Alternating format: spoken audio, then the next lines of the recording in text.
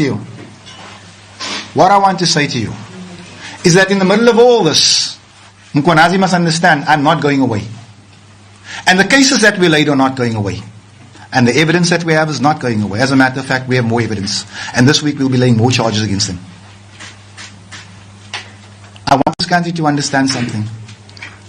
On the 6th of June, 2025, Mkhwanazi became a hero. What was he doing in the 40 years before that? People forget this is a servant of the Vierkleur, a singer of the stem. One of those who used to tear gas people like us when we were fighting for our freedom. This is why they have no respect for democracy. This is why they have no respect for people, for humanity. I'm not done with Mkhwanazi. I understand that he's your hero. People must understand he's got feet of clay. These provisional findings are out. The ad hoc committee makes 0 findings against Minister Senzo Mchunu, 0 findings against Fadil Adams. The ad hoc committee has just confirmed that the June the 6th press conference by Lieutenant General Mkhwanazi was in actual fact false. No evidence was presented connecting the dots, suspicions, outright lies. It was a waste of time. It's a very disappointing day. I would have thought that the ad hoc committee would have made the finding that Mkhwanazi wasted our time. The National Coloured Congress NCC leader and suspended Member of Parliament Fadil Adams is set to face intense scrutiny at the Matlanga Commission of Inquiry after a week of explosive testimony laid bare allegations of manipulated investigations, fabricated criminal cases and political interference within the Investigative Directorate against Corruption (IDEC). Adams is expected to face questions over Section 27 whistleblower affidavit that triggered an investigation into senior crime intelligence officials. In November 2024, Adams lodged whistleblower complaints and criminal charges alleging corruption and misuse of secret funds and manipulation of vetting process within crime intelligence. His appearance comes as the Commission grapples with allegations that senior IDEC officials sought to use those complaints to advance unauthorized investigations and target senior law enforcement officials. Over the past week, testimony has painted a picture of a bitter institutional battle in which criminal dockets allegedly became weapons in a wider power struggle within the police and law enforcement establishment.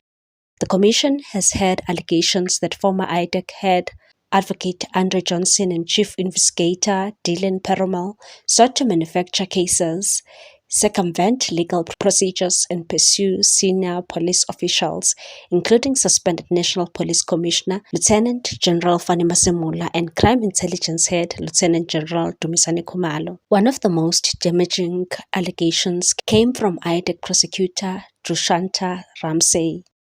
Ramsey told the Commission that Johnson instructed investigators to conceal an investigation from Masemula ahead of his appearance before Parliament's Portfolio Committee on Police. According to Ramsey, the intention was to allow Masemula to give evidence without knowing the full extent of the investigation against him, creating an opportunity for IDEC to later pursue a perjury case.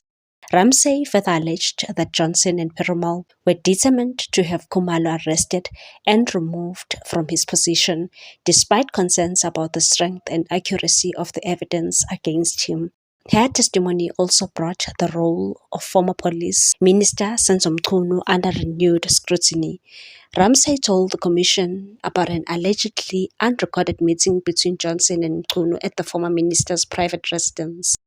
She said Johnson repeatedly referred to her interactions with Mchunu while directing operations and indicated that the minister wanted to clean up crime intelligence. Johnson has previously characterized the encounter as a casual introduction, but Ramsey rejected that account, portraying the former IDEC boss as a powerful figure who exercised tight control over investigations. The Commission also had allegations involving DA Member of Parliament Ian Cameron and Action SA's Darylin James. Ramsey claimed Cameron supported an IDEC narrative aimed at Masemola and Kumalo, and that investigators obtained an affidavit from him. She further alleged that Perumal approached James to become a complainant and that classified crime intelligence documents were allegedly left under her office door. Both politicians have rejected the allegations. Cameron, who chairs Parliament's Portfolio Committee on Police, dismissed the claims as false, maintaining that his engagement with IDEC was transparent and consistent with his long-standing calls for accountability within police service. James also strongly denied receiving classified documents under her office door, describing the allegation as a blatant lie. She said security measures and CCTV footage at her office will contradict the claim. Further questions about IDEC's independence emerged during Thursday's proceedings, when the unit's head of investigations and operations, Matthew Siseko, took the stand. Siseko testified that IDEC provided information about the crime intelligence investigation to Mchunu and reported back to him while the investigation was still underway. Under questioning, he conceded that it was unusual for an independent anti-corruption investigative body to bypass normal reporting structures and communicate directly with the police minister about an active investigation. Siseko told the commission that Johnson personally handled sensitive crime intelligence files, allegedly bypassing established operational structures and excluding him from key decisions. The revelations have raised fundamental questions about IDEC's conduct, independence, and internal governance. Retired Justice Mboiseni Madlanga, who chairs the commission, has even raised the possibility of shutting down the anti-corruption unit, indicating that its disbandment could be considered in light of the allegations emerging during the inquiry. Against this backdrop, Adams' appearance is likely to be closely watched.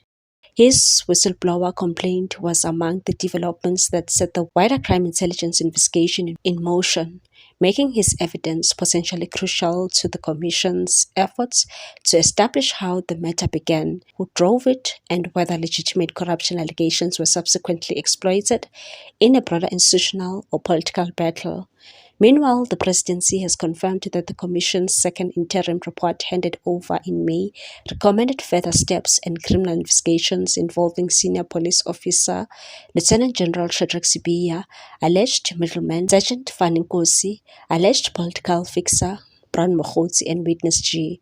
As Adams prepares to take the stand, the Commission is expected to probe not only the allegations contained in his original whistleblower complaint, but also the chain of events that followed, and whether the investigation that emerged from it was a genuine anti-corruption operation or became entangled in a far broader struggle for power within South Africa's law enforcement structures. What's your take on this one, people? Thanks for watching. Please subscribe for more news.